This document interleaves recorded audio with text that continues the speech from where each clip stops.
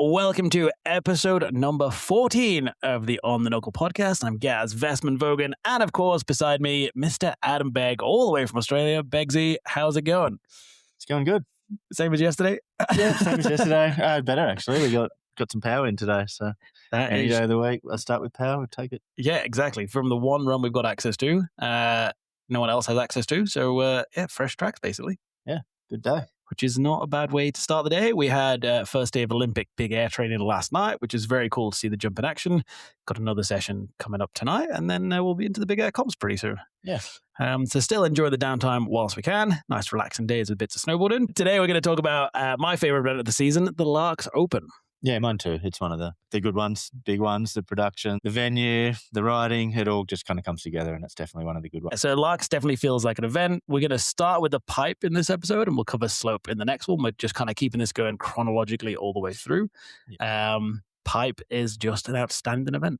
Yeah. It's like a scarecrow. It's outstanding in this field.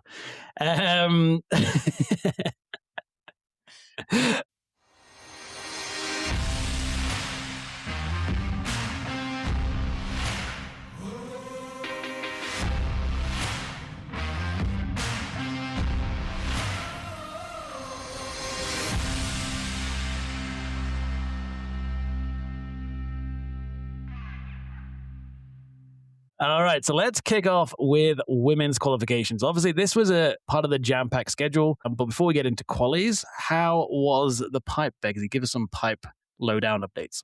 Well, I think everyone knows it's one of the best pipes in the world. So the pipe is good. It's Laax. I think it's always the premier pipe of the season. If it's the one everyone goes to train. This one, it was a little bit crinkly on day one. But basically near perfect because it's Laax. It's a big, long pipe. It's the steepest pipe in the world. Something people may not know. It's at 19 degrees.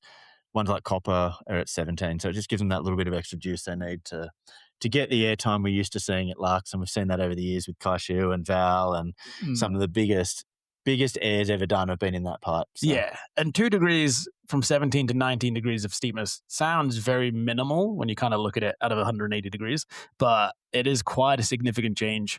It just helps the riders carry that speed all the way through. Totally. And that one's got a near perfect dish. Like if you take a photo of that and turn it upside down, it looks like half an actual pipe. Like it's just perfect. So a real life half pipe. Yeah, that's hence the name. But yeah, 2 sunny days of training, and day 2 was probably one of the most all-time training sessions we have ever seen. Like we saw more triples going down than we've ever seen in a pipe, and it was just training. So it set us up for a good show for qualies. Yeah, that day 2 was sick. Just sat at the start area, just watching run after run of just the best pipe riding in the world. Yeah, well, our schedule was overlapping too, so we were meant to be at slope training and trying to be at 2 places at once. And yeah, I think most of us stuck around for an extra half an hour because the show was on. Yeah, they had good 4 hours of training, and we assumed the first 2 hours would be big and then it would just teeter out, but it just never teetered out. So we definitely went into qualifications expecting some big runs to kind of put our range in that sense, to leave a bit of space at the top for those big tricks. Totally. We talk qualies. So into women's qualies. Who made it in? Who didn't make it in? Who was first one out, Beggsy? So first one out was Brooke de Hont from Canada in that one. Yeah.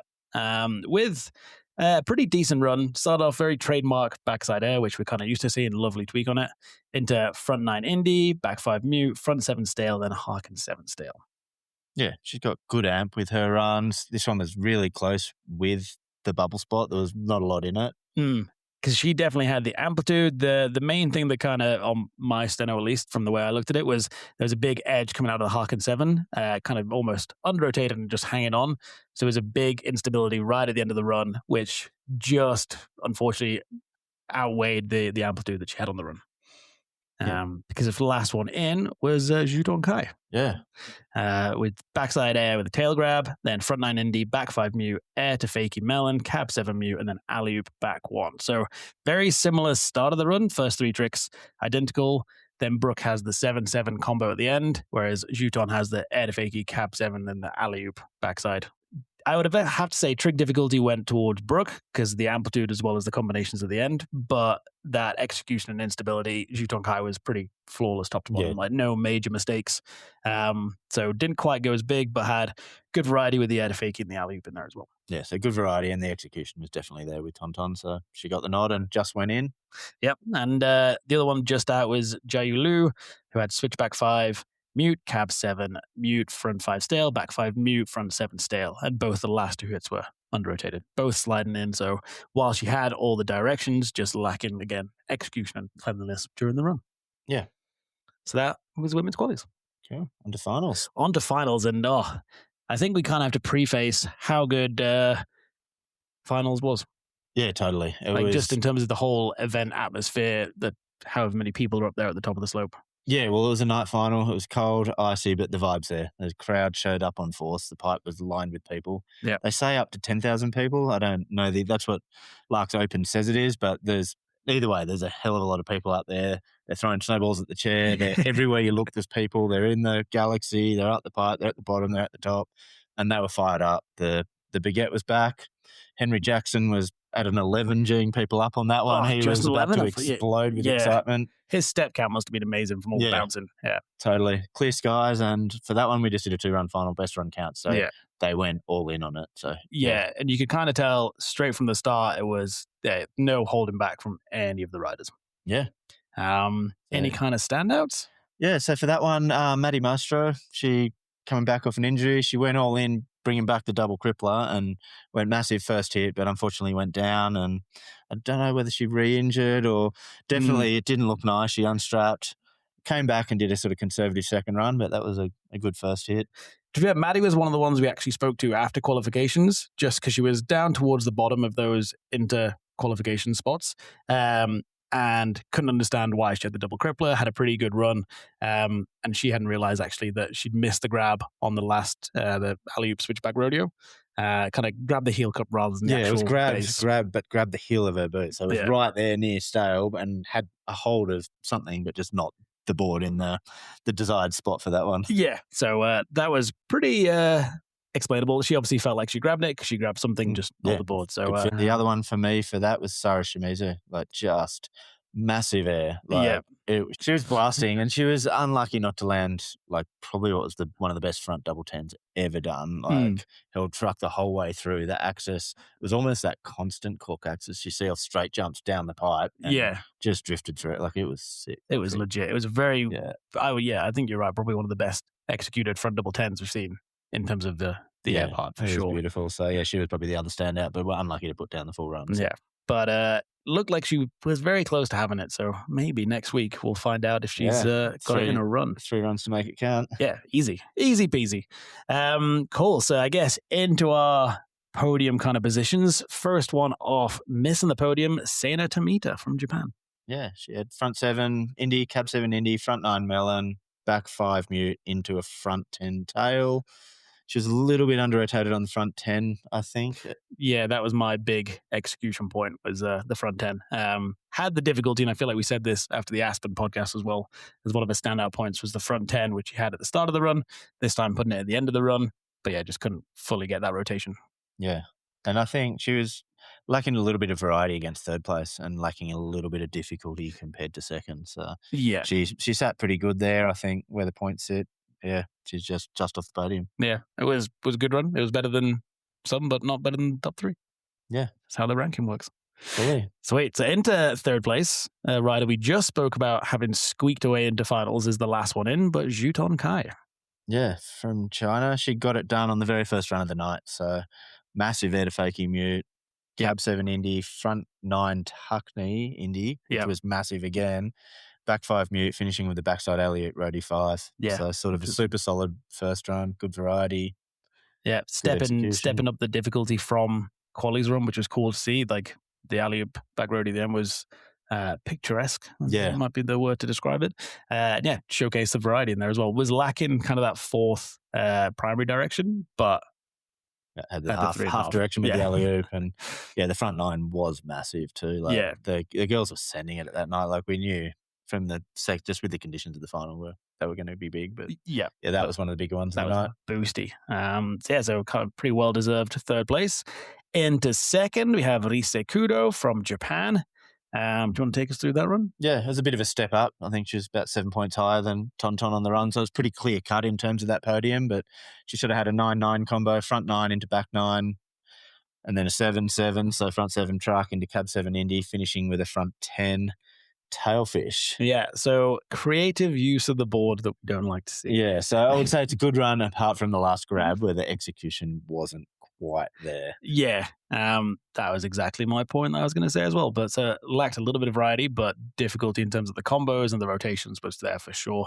And it was almost good. Yeah, and like so 9-9, 7-7, 10, and it was a good run, but she lacked that grab on the last one. And looking at it, she had a very similar score as Scotty in his run where he missed a grab and done basically an NBD, but they're sort of down in the 80s, so probably left 10 points on the table just due to that. It was probably a 90s run, but due to that mis-execution of the grab. Yeah.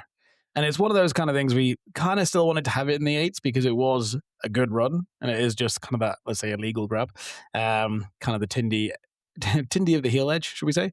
But yeah, it's one of those you can't really give it a 90 run when that's the execution. Totally. It was progressive, it was difficult, it was amplitude was there, but it was just one thing. It wasn't a hand touch. So it was a minor instability, but I think, I feel like we're rewarding what the riders had asked for when they said grabs have to be clean and executed well and in the proper place in the riders' meetings earlier in the year. We're just we're just following orders. Which takes us on to our winner from Korea, Gaon Choi. Yeah, and she won significantly on this one. She went down on the first run, went to the moon on the front dub 10, but ended up getting it done on run 2. Yeah, it's a real kind of shame she fell on run 1 because you could tell on run 2 still had a lot of the big tricks there, but you could tell she kind of dialed it back a little bit just to get the landings on those last 2 tricks. Yeah, she totally toned it down and played it safe. Like she was linking back-to-back 10s all through that training day we spoke about when the guys were doing triples. Gaon was just going back-to-back 10s. Yeah, like it was comfortably. Nothing. So in her run, she went switchback 7, back 9 stale, front 10 melon, cab 7, front 7. Yeah. So we think that probably would have been front 10, cab 10. Yeah. Front whatever on the last hit. Yeah. So I think, she got the job done. It was very conservative, kept her in the yellow, won the comp, still won it quite convincingly. Like the grab execution was all there. The variety was there, difficulty, amplitude. So it was the amplitude was sick. A very good combo, switchback 7, back 9, front 10 to start the run. Like, we're kind of dumbing this one down saying, she did have the back-to-back 10s, but still as this run was, if this is her B run, let's say, like still a hell of a B run. Yeah, totally. A solid 90s run and very smart competing because she did what she needed to do to win it and could still keep. She's lucky enough that she's someone that has that sort of a little bit extra in the bag should she need it. So I think Gaon, very worthy winner, and it'll be exciting when we get to see her go head-to-head with Chloe next week. And actually, women's pipe I'm really excited about at the Olympics. Totally. I think that'll be... Actually, I'm kind of excited about all the events, but pipe I think is... pipe feels like the event at the moment we're seeing the most kind of leaps in progression. Yeah, and it's close when they go at it. Yeah. Good luck predicting any kind of podium for that one. Yeah, which will go to the men's, I guess, because talking of close, it's always close when we do that. So qualies was pretty close for the men's. Yeah, no, it was. Yeah, tight. 2 heats. Fortunately, we got to do separate heats, no double up on this one, which is lovely. If you've listened to the last episode where we have a good bitch about double up, you'll understand our enjoyment of doing single heats with full panels, which is pretty nice. 2 heats, clear cut, drop the high and low. Every judge's score counts to a degree. Yeah. So, we like that. Yeah, thank you for that one. Cool. So, let's start with Heat 1.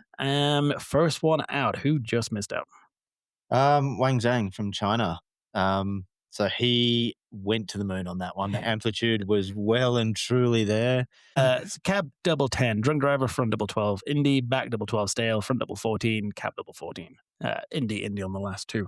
Yeah, so lacking grab variety, lacking trick variety as well. There's a lot of really good frontside wall, frontside tricks with frontside grabs. Yeah, there's too many frontside in one run. Yeah, and if you look at the front double 12 and the front double 14, pretty similar. The way he executes them are pretty they're too close for comfort. Yeah, they're both doubles. There's not a flat and a double in there. So Yeah. for that, I think that's what it came down to. The amplitude was there, the execution was there. It was literally just that little bit of variety. And Justin was Ayumu in that one, who has just unleashed the switch backside and went switch back 9 on his first hit. So had that one missing direction that Wang was missing. Yeah. And yes, Wang had the amplitude, but it's Ayumu Hirano, he had the amplitude as well. Because Ayumu's run, switch back 9 mute, cab double 14, front 9 tail, back 9 mute, front double 14 tail. So you can tell straight away from the numbers that Wang probably had the more technical, difficult run in terms of rotational amounts, but Ayumu having the switch backside in, as you said, had all 4 directions, had the variety, still had the amplitude and the execution. So and that's been one of the focus points for the season that's come from the riding community, is that they want to see the variety rewarded in equalness with all the other criteria, but maybe it's something that has been overlooked in previous seasons, and this year that's we've stuck variety right back up there with all the other criteria. Well, in previous seasons, Ayumu would have probably got the nod for a run like that because the amplitude's there and he's just lacking variety. Was now he's gone that different direction and like variety because that's what they want rewarded. So he was just lucky enough. I think he got it was the variety, the amplitude, and for him just those 2 hillside takeoffs, I think, which separated it from Wang, who was very frontside orientated. Yeah. Exactly. And then the other one just out in Heat 1 was Chase Blackwell. With switchback 7 Japan, back 9 mute, front double 10 truck, cab double 10 Indy, front double 12 Indy. So had all the directions because he had the switchback 7 in there, but was just lower on the trick difficulty, just the 10-10 combo in the middle.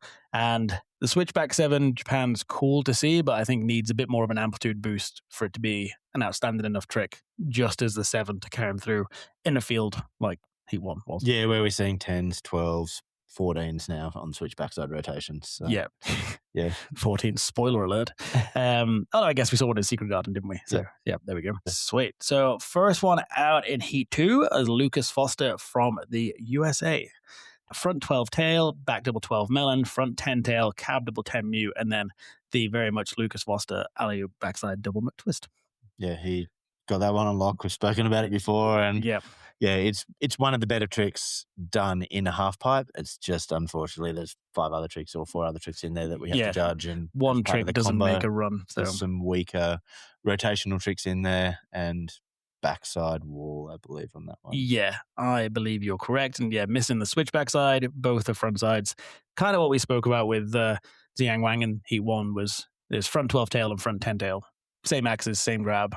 Not a lot of huge variety. If you're going to have to do repeat directions in the run, then at least change another element of the trick. And the big one for Lucas on this one was, it was very similar to the Maddie Mastro scenario. He had grabbed the whole way around on the double McTwist down the bottom, but he grabbed the toe of his boot. So he thought he was reefing a grab and literally had the toe piece of his boot. So when we went back and watched the replay, we were lucky enough someone spotted it at the time. We watched the replay at the time, but then we're able to go and show them afterwards sort of where the grab ended up. Yeah, exactly. So boot mute does not count as a mute. Last one in Heat 2. It was pretty American sandwich around the bubble, wasn't it? Because last one in was Chase Josie at cab double 12 stale, switchback double chuck, cab double 10, front double 12 stale Maskey, top grab name, and then back double chuck at the end. Just had the melon on it. Did try it with the nose and run 2, but crashed out on it. So good variety, had all the directions, nice balance of the different axes. Has the cab 12, which we've spoken about before on the pod, being a bit unique-er. So quite rightly, last one in just based around that execution and variety. Yeah. So other one, second one out in Heat 2, Ryan Wackendorfer. Missed the grab right at the end, which is kind of the crucial point. Switchback, double 12, mute, cab double 10, drunk driver, front double 12, mute, back double chuck, front double 10, stale attempt, no grab. It's kind of a floaty. I feel like it was like a double shin or double knee when we actually looked at it really closely, and it was very hard to spot. And then one judge spoke up, we watched the replay, and it was really unfortunate because that was an amazing run and similar to what we spoke about earlier in the women, that with the tailfish from Russo, and with Lucas just then, that's missing grab is just, when you're talking all good runs, that could just be enough to put you out. Yeah, exactly. Yeah. And especially when we're always comparing it to the other runs, which were well grabbed and well executed, then sadly that's just the way the cookie crumbles. Yeah. Unfortunately, so that kind of sucked for Ryan. But at the end of the day, it is part of the criteria. Yeah, And it's a shame. And it was just with that one, the pipe was on and there was a lot of good runs. So there's one minor instability, and that's enough to have you miss finals. Yeah. So that was, unfortunate. But seeing as you mentioned finals, should we get into finals? Because yes. that was a show. This one, I kind of panicked would be anticlimactic because I think I'd built it up so much in my head that it's the best pipe event of the season and the crowd's there and the atmosphere and the training was awesome. So I panicked that it might be anticlimactic, but it wasn't. It lived up to expectations. Yeah, totally. And exceeded expectations, probably. Yeah, I think this was probably the best pipe comp to ever go down. I would say so. To date. Yeah. Just the level of riding, the level of amplitude. Yeah. Yeah, and like I guess a few people went down. So I've had people speak to me when I said it was the best pipe comp I've ever seen and said, a lot of people fell. But I think it was what was going down and in between the falls that made it just what it was. Yeah, because I think everyone came out swinging. And it was one of those, there was a lot of falls, but everyone was just, you can't really put down a safety run when the field was like it was because, the safety run is just not going to last. So you may as well just have 2 swings at your best possible pipe run and hope for the best. Yeah, and it was a triple show. Yeah. I think there was more triples than any other comp to date. There was 14 triples in the finals. Cam Melville-Ives had 2 triples in a run. Jayon had 2 triples in a run, and definitely the best triple we've ever seen to date with his cab triple on run 2. Yeah, that was sick. That was bolts landed straight board and all the way. I've seen 10s and 9s landed way worse than that. Like, he was as good as you could do it. Yeah. Ruka did back-to-back triples. Val went cab triple. Scotty went cab triple. It was a show. Yeah. It's kind of who doesn't have a triple nowadays. Yeah, totally. And they all put them down there. Which just, I think, goes back to our previous conversation on a different episode about how difficult the switchback 12 is when we look at the amount of people that have triples compared to the amount of switchback 12s. Yeah. There we go. Cool. So let's go. Standouts. Other standouts. Yeah, before I get too carried away. Unfortunately, Iomu went down. He got super lost on his front dub 12. It was massive, but kind of lost his way halfway through and got absolutely smoked. So hopefully he is back and good for the Olympics. It was very impressive that he rode away, got up and left the pipe under his own steam. Totally. So hopefully he's got time to recover before this next event. Yeah. So any other standouts? Alessandro. So he went to go cab 18 and just kind of, you see as he takes off, just the tail of his board gets a little caught, but he ended up sitting it down at cab 16. And we all thought he'd done a cab 16. I think it might have been you that called cab 18, and then we went and checked with the coach afterwards, and Pepe's like he was going 18, so that would have been an MBD. Yeah, which had been very cool first hit. And I got an apology from Henry Jackson for that one as well, because afterwards I'd said to Henry that he was going cab 18, and Henry told me I was talking out my arse and it was just a 16. And then the next day after checking with Pepe, came back to apologise and say I was right. So that was a wonderful little moment in the diary. Yeah, but even that to go, we haven't seen an 18 in the pipe, and to get a switch 18, it's far out there. Standard in that one. Yeah, we just keep harping on, but it was good. If you haven't seen it, definitely go watch it. It is on Fizz TV with a VPN. It's probably still on the Laax Open website, I guess. Yeah, Laax Open. Rebel TV's got Bombhole commentary. That was a good one. I went and rewatched that with Hayley Langland, Craig, and Chris Grenier. So it's good to have that one. Yeah, that was very cool. Yeah, big fans of the Bombhole, so nice to see them kind of dipping into some commentary as well. Yeah.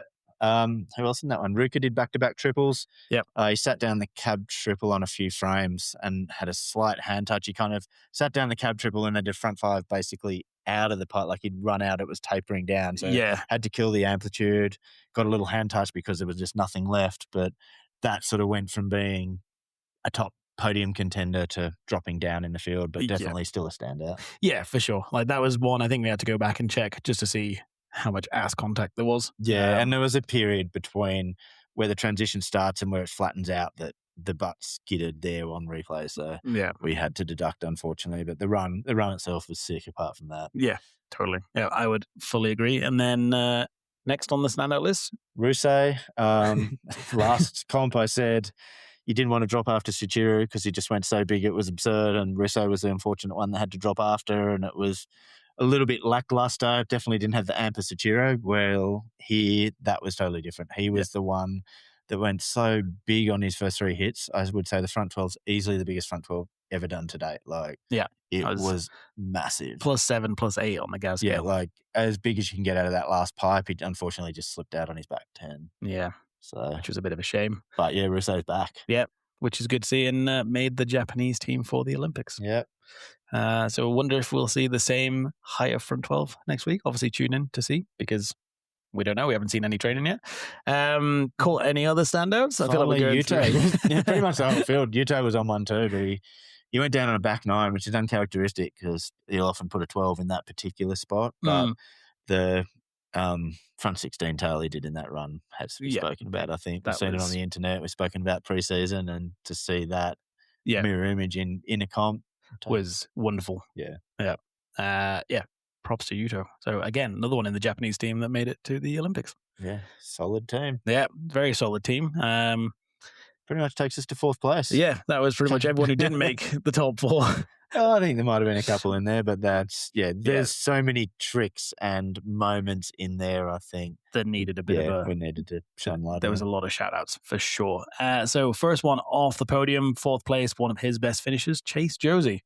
So similar to Zhu Tongkai, just snuck into finals in last place in that heat, but then, got himself just off the podium. Yeah, the result of his season, really. He sort of hasn't had too many, and with everyone sort of going down, he put down a run and got a good result. Do you want to take us through the run? So cab double 12 Indy to Melon, switch double chuck, cab double 10 Indy, front double 12 style into another double chuck down the bottom. Yeah, front double 12 Stelmaski. Yeah. Because top grab name. Obviously we've spoken about my love of that grab name in the past. So just a little bit short grab on the back double chuck with the nose at the end. Amplitude good, +4. It was one of the best runs I've seen him do. It was just, there was nothing wrong with the run that kind of kept him off the podium. It was just beat him by 3 better runs on the day. Totally. And I guess Valentino Giselli from Australia took out 3rd. It was a smart play. Basically, end of the first run when everyone's going down, he chose to play it safe, and instead of doing the cab triple, which we'd seen him doing in training, he had a crack on the second run. It was intelligent riding, kind of again, from Val, which you've spoken about his intelligent riding before. Like, he's very switched on young man. Yeah, so with that one, he went alley-oop back 3 nose, cab double 10 Indy, front 12 tail to Melon, back double 10 Indy, switch back 12 mute. Yeah.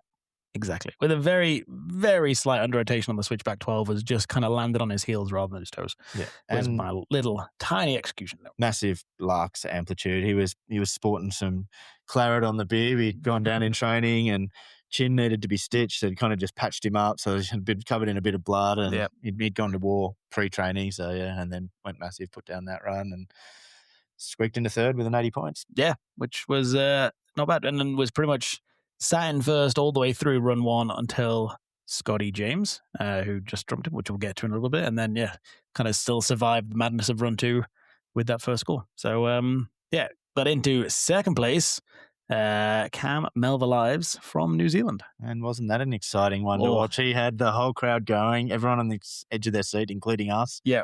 It's probably the talk of the town after Laax is some of his tricks or his run. Yeah.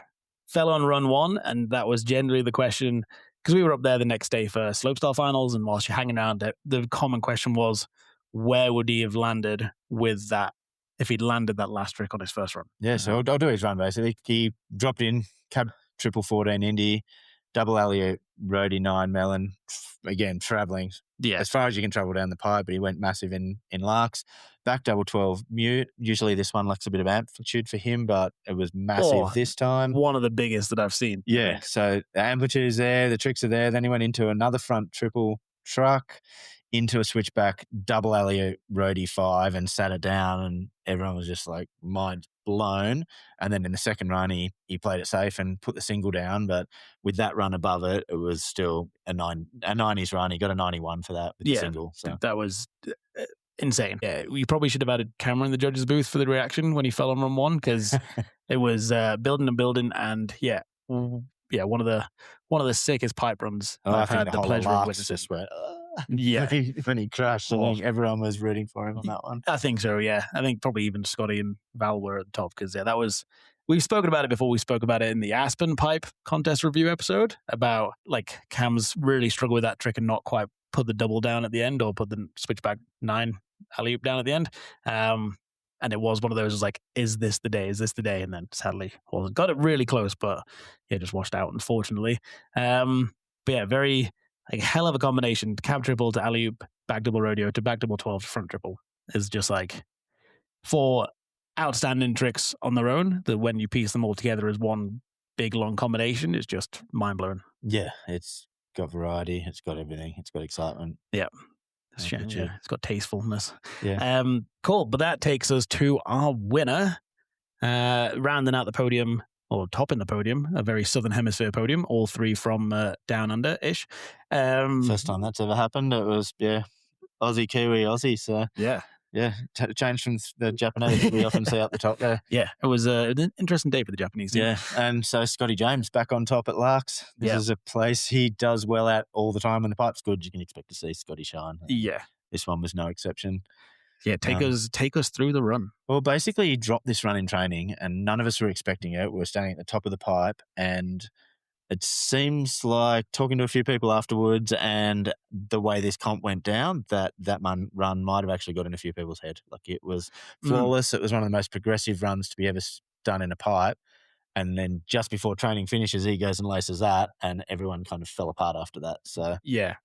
Which I think goes back to that, there's no point doing a safety run because you've just seen what Scotty's got in the bag. So and so perfect at that. Like, that was, we were in the pipe and we went back to the booth just going, can you believe that was just happened in training?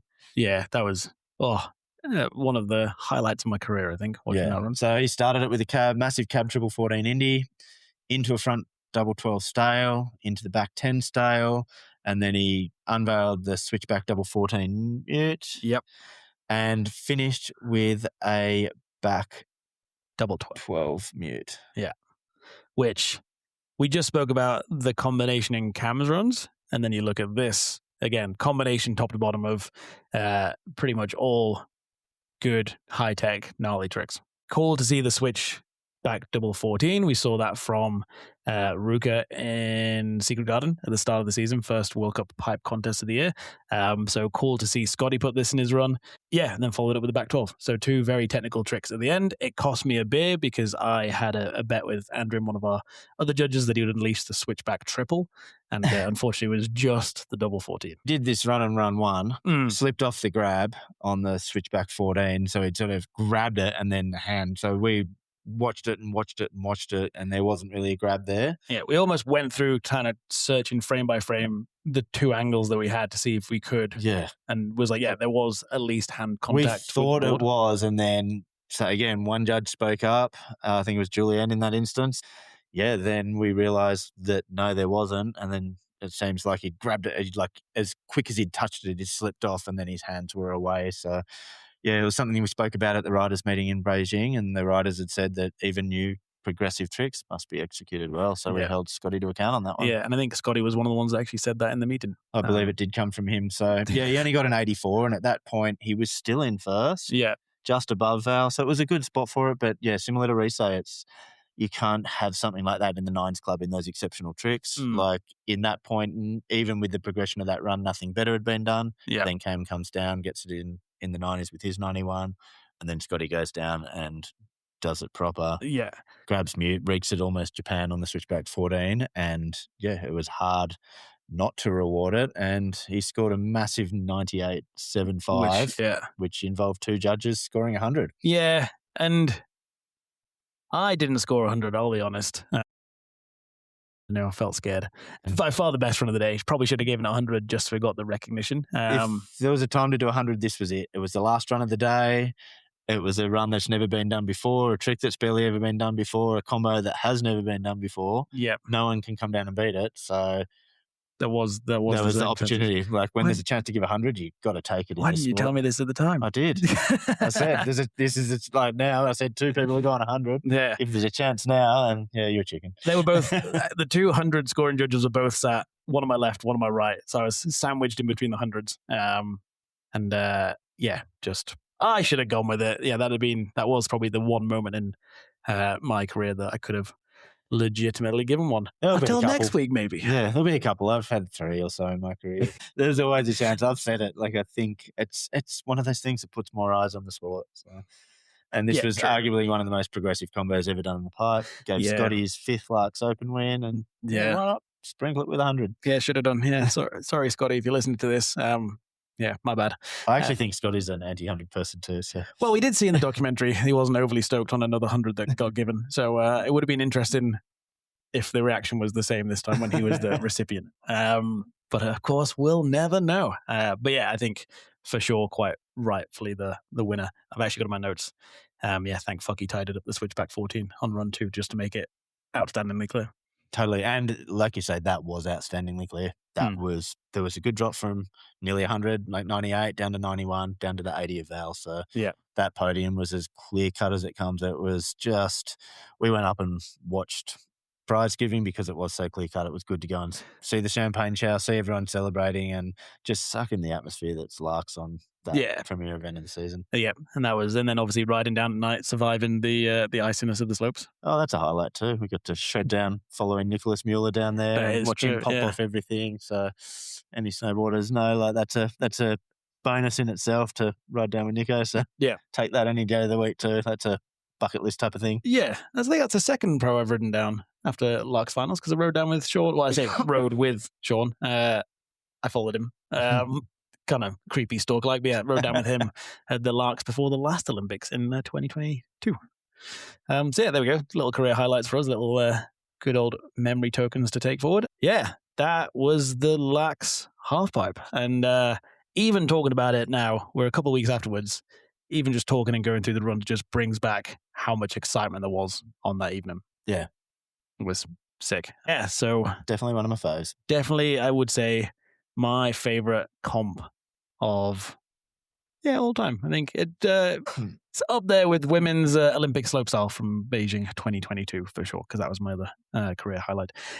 Sweet. So that is all we've got time for in this episode. We'll be back in the next episode to talk through the slopestyle. Of course, if you're listening to this, then we're probably still at the Olympics. So wish us luck on social media. Make sure you do follow on the Knuckle on Instagram because we're going to try put some little sneaky BTS up there if we can, if we're allowed to, with the various Olympic rules that are in force. Stay tuned. Subscribe to the pod on wherever you listen to it, Amazon, Spotify, Apple, obviously, Apple Podcasts. And yeah, we're still in desperate need of a coffee because Begg is still struggling to get over the jet lag. So if you do fancy treating us to a little cappuccino in Italy, then buymeacoffee.com/on the knuckle. And we are very, very grateful for all the support. Yeah, Beggsy, any final thoughts? No. Sweet. So that is all for episode number 14. Ciao for now. Meow.